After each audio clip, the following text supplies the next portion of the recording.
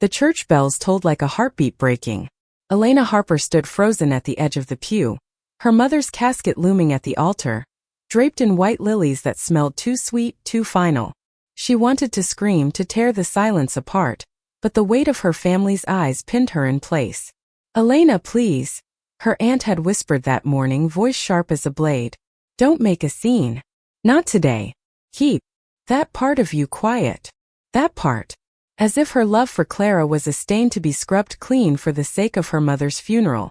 Elena's hands trembled, clutching the program with her mother's smiling face printed on it. Margaret Harper, 54, gone too soon from cancer, had been her fiercest ally until she wasn't. Even her mother, in her final months, had begged Elena to tone it down around the family, to avoid their judgment. Now, standing in the packed church in Willow Creek, Ohio, Elena felt like a ghost in her own life. Claire and Gwen sat in the back row, out of sight, as Elena's family had insisted. Her presence was a quiet rebellion, her dark eyes locked on Elena, steady as a lighthouse in a storm. At 30, Clara was everything Elena wasn't: bold, unapologetic, a woman who wore her truth like armor. They'd met 2 years ago at a community art gallery, where Clara's paintings' vivid, chaotic swirls of color had caught Elena's eye. One conversation turned into coffee, then late-night talks, then a love so fierce it scared them both. Clara had moved to Willow Creek for Elena, leaving behind a louder life in Chicago. Now she was here, hidden in the shadows of a church that didn't want her, because Elena's family couldn't stomach their love. The priest's voice droned on, words about eternal rest blurring into static. Elena's chest tightened. She wanted to stand, to shout that her mother had loved her, all of her, even if she'd faltered at the end. But the weight of expectation, her father's stiff posture, her brother's averted gaze, the whispers of cousins who'd called her confused since she came out at 19 kept her silent. She was 28 now, and still she was shrinking herself to fit their mold. As the service ended, the congregation shuffled toward the reception hall. Elena lingered, her legs heavy, her heart heavier. Clara approached, her steps soft but deliberate, and slipped her hand into Elena's. "You don't have to do this alone," she whispered, her voice a lifeline. Elena squeezed her hand, but fear clawed at her. What if someone saw? What if they judged her mother's memory because of who she loved? The reception was a blur of casseroles and condolences. Elena's father, Robert, a man of few words and fewer emotions, stood by the door shaking hands. Her brother, James, hovered near the coffee urn, avoiding her. The air was thick with small-town politeness, but Elena felt the undercurrent of scrutiny. She'd heard the whispers before. Such a shame about Elena. So pretty but, you know. She kept her distance from Clara, who stood by a window sipping water, her jaw tight with restraint. Then came the moment that cracked the day open. A woman Elena didn't recognize stepped forward during the open mic for eulogies. She was older, maybe 60, with silver hair and a quiet strength in her posture.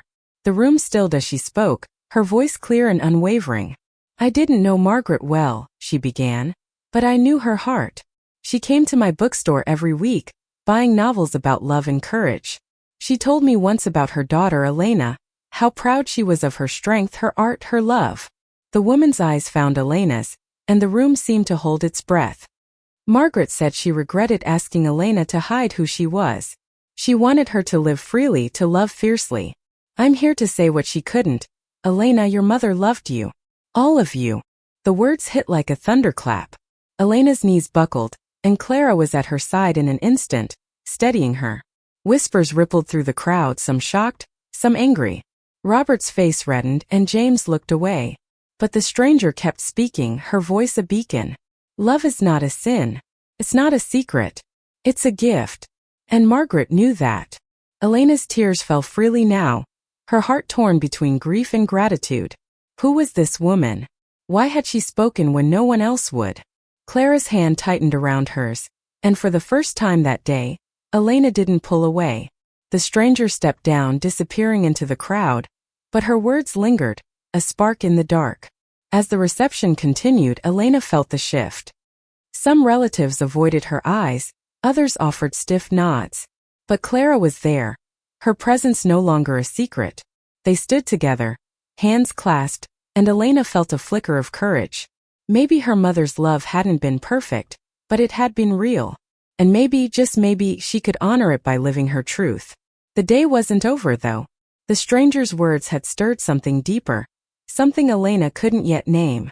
She needed to find her to understand why she'd spoken, and what her mother had shared in those bookstore visits. The answers, she sensed, would change everything. The air outside the church was crisp, tinged with the scent of autumn leaves and distant rain.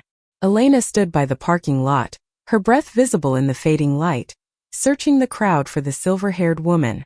Clara's hand rested lightly on her back, a quiet anchor as Elena's mind churned with questions. Who was she? How did she know her mother's heart so well? And why had she risked the room's judgment to speak? The reception had left Elena raw. Her father's silence had been louder than any words, and James had left early, muttering about not needing this drama. A few cousins had approached, offering awkward hugs, but their eyes darted to Clara, curious and guarded. Elena felt exposed like a nerve laid bare, but Clara's presence kept her grounded. "We'll find her," Clara said softly, scanning the dispersing crowd. She didn't just say that for no reason. Elena nodded, her heart still racing from the stranger's words. Margaret said she regretted asking Elena to hide. The sentence looped in her mind, each repetition cracking open a wound she'd carried for years. Her mother had loved her, but their last conversations had been strained. Margaret pleading for peace in the family, Elena swallowing her pain to keep her mother calm in her final days. Now this stranger had given her a piece of her mother she hadn't known existed. She needed more. They moved through the parking lot, weaving past mourners who offered tight-lipped smiles. Elena's eyes caught a flash of silver hair near a black sedan. The woman was slipping into her car, her movements quick, almost furtive. "There," Elena said, her voice sharp with urgency. She broke into a jog, Clara close behind calling out, "Excuse me." "Wait." The woman paused, one hand on the car door, her expression unreadable. Up close she was striking tall, with deep-set eyes and a face etched with quiet resilience. "Yes," she said, her voice steady but cautious. "I'm Elena," she said, breathless. "You spoke at my mother's funeral. I need to know. How did you know her? What did she tell you?" The woman's gaze softened, but she glanced around, as if weighing the risk of the conversation. "I'm Lillian," she said finally. "Lillian Carter. I own Carter's books in town. Your mother was a regular. We talked a lot, especially these last few months." She hesitated, then added, "I didn't mean to cause a scene, but I couldn't stay silent. Not after what she told me." Elena's throat tightened. "What did she say? Please, I need to know." Lillian's eyes flicked to Clara, then back to Elena. "Maybe we should talk somewhere quieter. My shop tomorrow morning? 10 o'clock. Elena nodded, her mind already racing toward tomorrow. "Thank you," she whispered. Lillian gave a small nod, then slid into her car and drove off, leaving Elena and Clara standing in the emptying lot. Back at their small apartment, the weight of the day settled over them. Elena curled up on the couch, her mother's scarf a soft, lavender thing she'd worn during chemo clutched in her hands. Clara sat beside her, her fingers tracing gentle circles on Elena's arm. "You okay?" Clara asked, her voice low.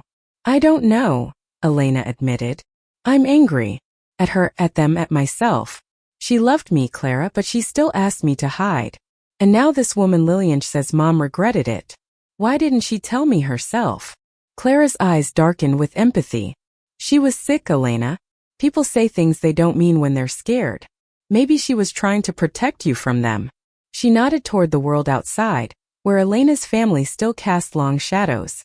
"But I needed her to fight for me," Elena said, her voice breaking. "I needed her to tell them it was okay. That we were okay."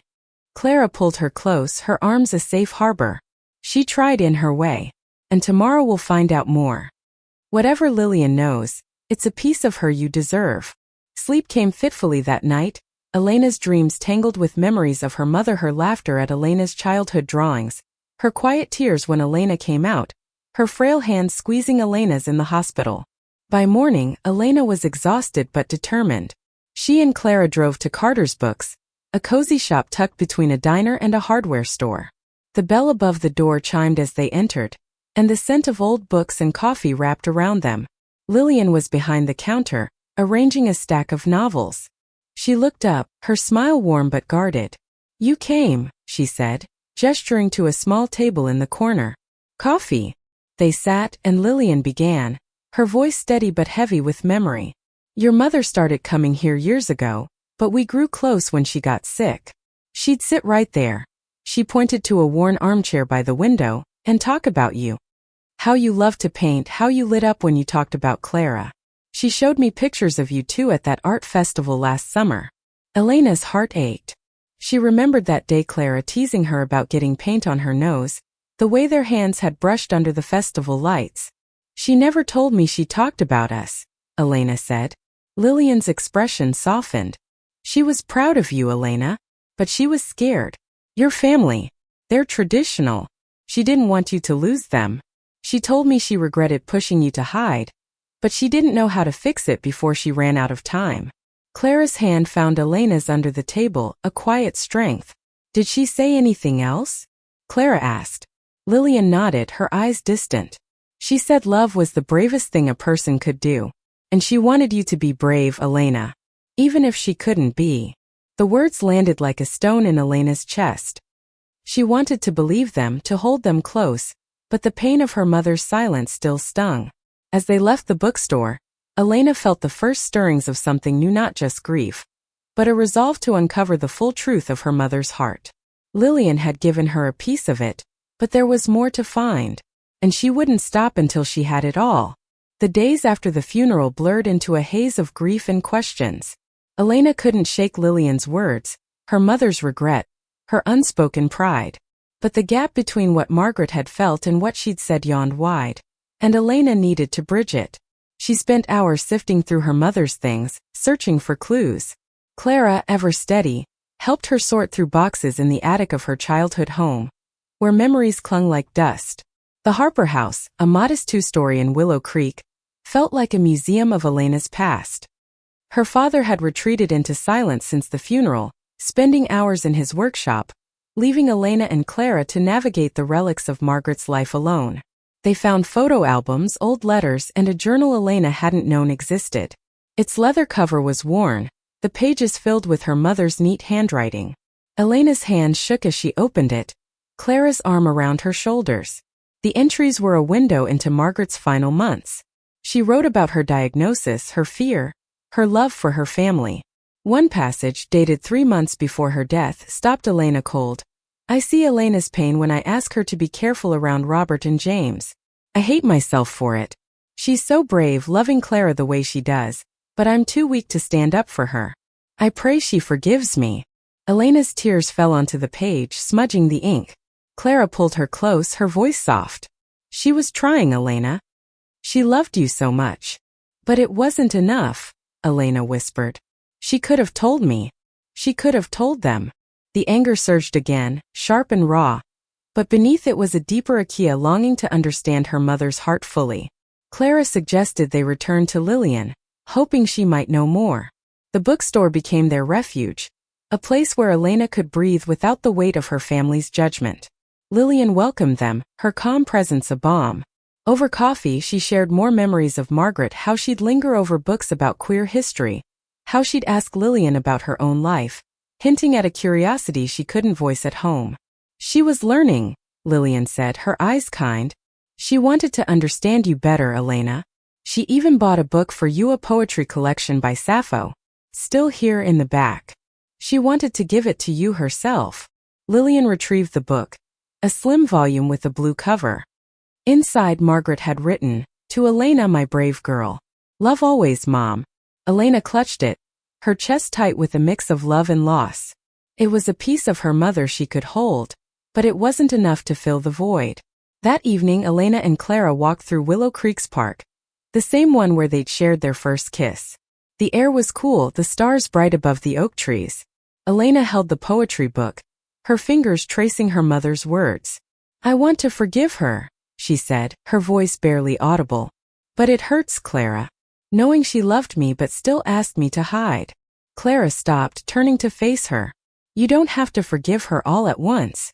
You can love her and be angry. You can miss her and wish she'd done more. It's okay to feel it all." Elena nodded, tears spilling over. Clara's words were a permission she hadn't known she needed. They sat on a bench, the night wrapping around them, and Elena read a poem from the book aloud, her voice trembling but clear. The words felt like a bridge to her mother, fragile but real.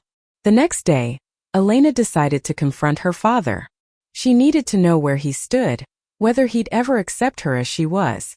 She found him in his workshop, sanding a piece of wood, the air thick with sawdust. "Dad," she said, her voice steady despite her racing heart. "We need to talk." Robert looked up, his face unreadable. "About what?" "About Mom. About me. About Clara." She took a breath, the poetry book in her hand like a talisman.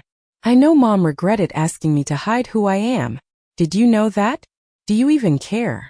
Robert's hand stilled, his eyes dropping to the floor. "Your mother. She didn't want trouble. Neither do I."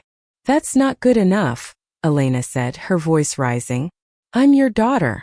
I love Clara and I'm not ashamed of it. Mom was proud of me even if she couldn't say it. Can you say the same?" The silence stretched, heavy and suffocating. Finally Robert spoke, his voice low. "I don't understand it, Elena. But you're my daughter. I don't want to lose you too."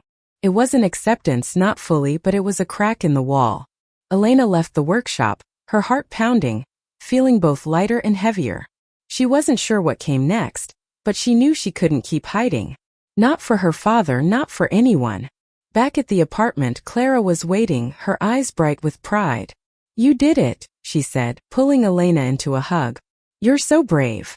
"I don't feel brave," Elena admitted. "But I feel free. Like I'm starting to find her again. And myself." Clara smiled, brushing a strand of hair from Elena's face.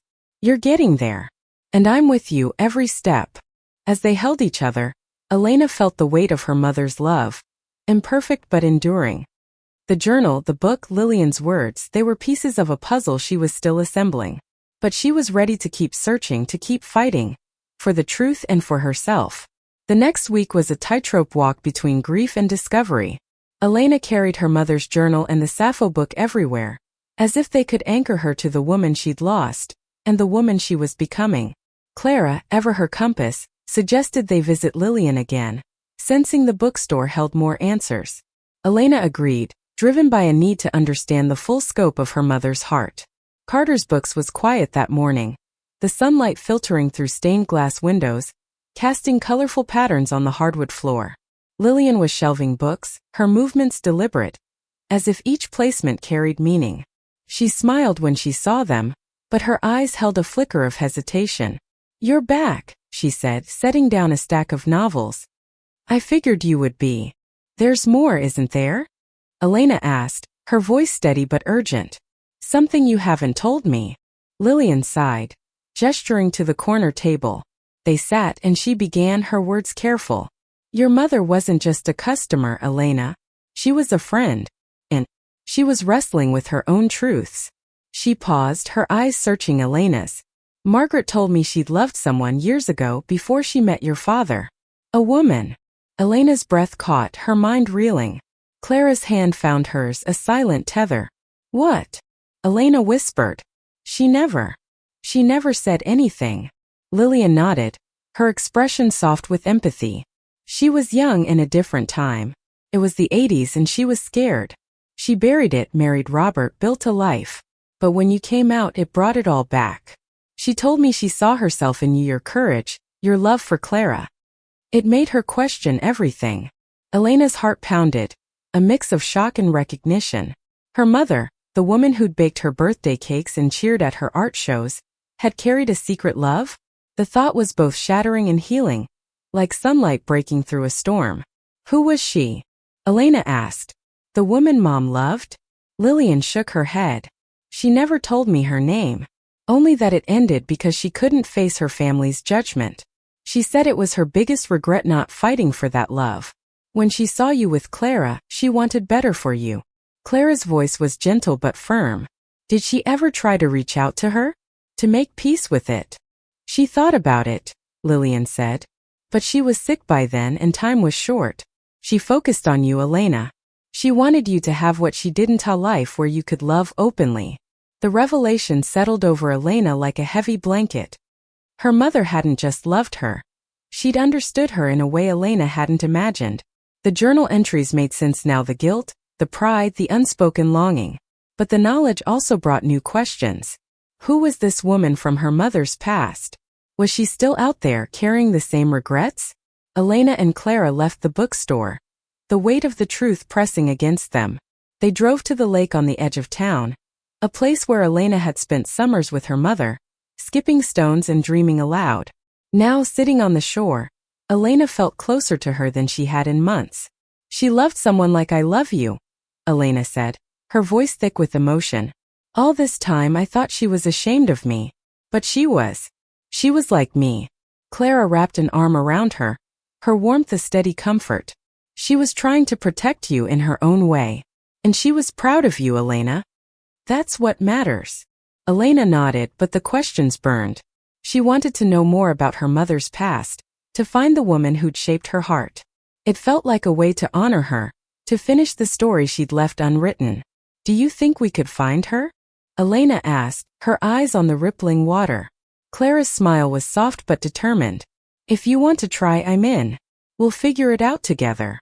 That night, Elena dove back into her mother's journal, searching for clues. Most entries were about family, her illness, her fears, but one, dated a year before her diagnosis, mentioned a name, Sarah. It was fleeting, a single line. Saw Sarah's name in the paper today. Wonder where she is now. No last name, no details, but it was something. Elena's pulse quickened. Could Sarah be the woman her mother had loved? The next morning, Elena called Lillian, asking if she knew anyone named Sarah. Lillian's voice was thoughtful. She mentioned a Sarah once in passing. Said she was an artist like you. But that's all I know. It wasn't much, but it was a thread. Elena and Clara turned to the internet, searching old newspapers and social media for artists named Sarah in Ohio from the 80s. The task felt daunting, like chasing a ghost, but Elena couldn't let it go. Days turned into a week, each lead a dead end. But Elena's resolve grew stronger, fueled by her mother's words and the love she'd hidden. She and Clara visited the library, combing through archives, and reached out to old friends of Margaret's, asking careful questions. Most knew nothing, but one, a former coworker, recalled a Sarah who'd worked at a local gallery in the 80s. Sarah Mitchell, she said. Moved away years ago. Maybe to New York. It was a long shot, but Elena clung to it. She and Clara planned a trip to New York, determined to find Sarah, to uncover the final piece of her mother's story. As they packed, Elena felt a spark of hope. This wasn't just about her mother Anna Marie, it was about claiming her own truth, her own courage, in a world that tried to silence her. New York City hummed with a restless energy, its streets a maze of noise and light. Elena and Clara arrived on a chilly October morning, their bags light but their hearts heavy with purpose. The search for Sarah Mitchell had led them here, to a city that felt worlds away from Willow Creek. Elena clutched her mother's journal, its pages now dog-eared, as they navigated the Lower East Side, where an old gallery contact had suggested Sarah might be. The gallery, a small space called Blue Canvas, was tucked between a coffee shop and a vintage store. Inside, the walls were alive with paintings, bold, abstract works that reminded Elena of Clara's art. The owner, a wiry man named Leo, confirmed Sarah Mitchell had shown work there years ago. She's still around, he said, scribbling an address. Teaches at a community art center now. Good luck. The art center was a converted warehouse, buzzing with students and the scent of paint. Elena's heart raced as they approached the front desk, asking for Sarah. A woman in her late 50s appeared, her auburn hair streaked with gray, her eyes sharp but kind. I'm Sarah Mitchell, she said, her voice warm but curious. Can I help you? Elena froze, the weight of the moment stealing her breath. Clara stepped forward, her hand on Elena's arm. We're here about Margaret Harper, Clara said.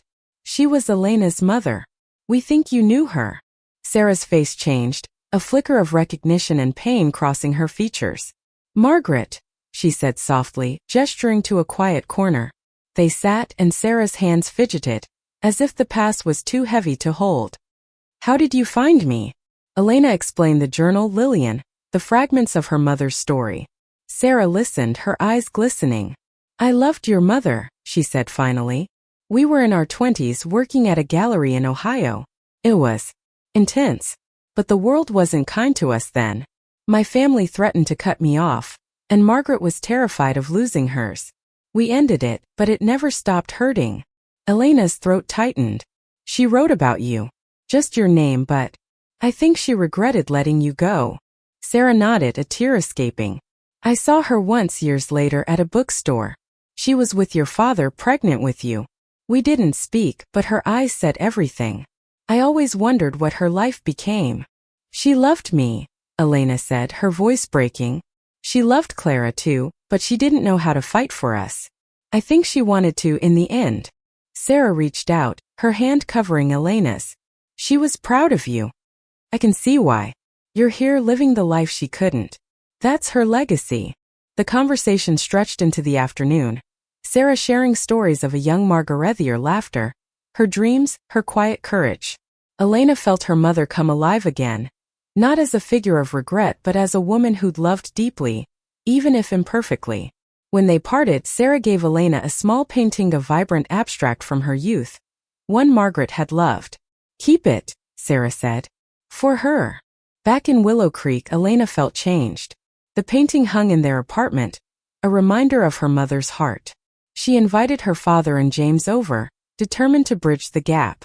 The conversation was halting. Robert gruff, James defensive, but Elena spoke her truth, her voice steady. I'm not hiding anymore, she said. Mom loved me, all of me. I hope you can too. Robert's eyes softened just a fraction. I'm trying, Elena, he said. James nodded, silent but present. It wasn't perfect, but it was a start. The final piece came unexpectedly. Lillian called, asking Elena to stop by the bookstore. There, she handed her a letter, found in a book Margaret had returned before her death. It was addressed to Elena, written in her mother's hand. My darling girl, I'm sorry I asked you to hide. You and Clara are beautiful, and I was wrong to dim your light. Live boldly, love fiercely. I'll always be with you. Elena wept, clutching the letter, Clara's arms around her. The words were everything she'd needed, her mother's blessing, her love unfiltered.